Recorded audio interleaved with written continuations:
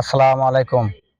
Faruk online driving স্কুলের পক্ষ থেকে আপনাদেরকে জানাই আন্তরিক অভিনন্দন ও শুভেচ্ছা। আজকে আপনাদের সামনে গুরুত্বপূর্ণ বিষয় নিয়ে আলোচনা করব। তবে আলোচনা শুরুতেই আমার পেজে যারা যুক্ত হন নাই তারা দ্রুত আমার পেজে ফলো এবং লাইক দিয়ে যুক্ত থাকবেন, তাহলে আমি প্রতিদিন ভিডিও আপলোড করতে পারবো। ধন্যবাদ। এখন আমি ক্লাস শুরু করতেছি। আজকের ক্লাসের বিষয় গাড়ির ড্যাশবোর্ডে কি কি মিটার থাকে। এখন আমি একটার পর একটা দেখিয়ে দেব।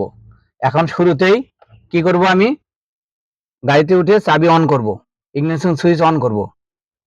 চাবি অন করার পর আমি সর্বপ্রথম দেখব অডোমিটার। অডোমিটারটা কোথায়? এই যে দেখেন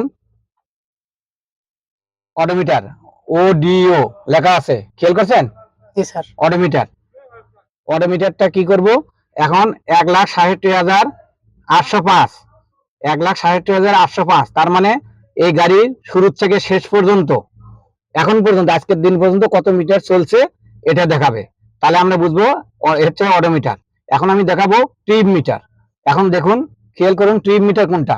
এই যে দেখেন একটা আমি সুইচ দেখছি, দেখছেন? এই সুইচটা কি করব, এখন পুশ করব। পুশ করবার দেখেন 10.3 লেখা আছে, তাই না? আচ্ছা, এখন কি করবো আমি, এই দেখেন আমি এখন ফুল ধরে রাখবো চাপ দিয়ে, দেখছেন জিরো হয়েছে। আচ্ছা, এই জিরোতে কি করবো আমি, এখান থেকে যদি আমি দিনাজপুর যাই, ঢাকা থেকে কোথায় যাব? দিনাজপুর। তা দিনাজপুর যায় কত কিলোমিটার চলছে, ধরেন এখানে আমি জিরো করছি, ওখানে দেওয়া হাতে 200 কিলো, ওখানে যাওয়ার পর 200 কিলোমিটার। তাহলে কি আপনি বুঝতে পারছেন ট্রিপ মিটার?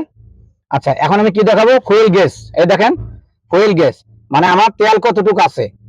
এখন কিন্তু আমার তেল কিন্তু কি আছে, ফুল আছে, মানে ফুল আছে। এখন 1 টাকাটা সমান 10 লিটার, 10 লিটার না? তাহলে এখন কি করব আমি, 10 লিটার, তাহলে 10 20 মানে সব মিলে আছে আমার কত, 45 লিটার আমাদের ধরে। আচ্ছা, তাহলে কয়টা শিখলাম? তিনটা। এখন আরেকটা আছে, দেখেন স্পিড মিটার। স্পিড মিটার দেখছেন? এই যে স্পিড মিটার, এর মিটার 20 40 60 80 100 200 120 140, দেখছেন? খেয়াল করছেন?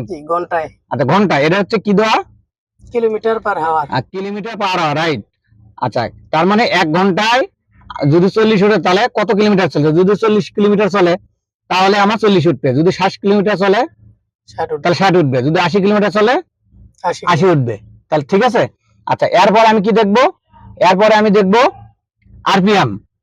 আরপিএম মিটার মানে কত, এখানে কত 1 আছে, 2 আছে, 3 আছে, 4, তার মানে 1 থাকলে 1000, 2 থাকলে 2000। সবাই কি বুঝতে পারছেন? আচ্ছা, এরপরে কি দেখবো আমি, এই যে এটা কি টেম্পারেচার মিটার, মানে গাড়ির কতটুকু যদি বেশি গরম হয়ে যায়, অত্যাধিক গরম হয়, তাহলে আমার এই যে এইচ দেখছেন, এইচ এর পার হয়ে যাবে, ঠিক আছে? জি স্যার। আচ্ছা, এইচ যদি পার হয়ে যায় তাহলে আমরা বুঝবো গাড়িটা যথাস্থানে থামাবো। থামার পর বাম পাশে সাইড করে আমরা কি করব, বাম পাশে সাইড করে গাড়িটা আগে ঠান্ডা করব, ঠিক আছে? কিছুক্ষণ ঠান্ডা করার পরে এখন তারপরে দেখবো যে আমাদের কোনো সমস্যা আছে কিনা।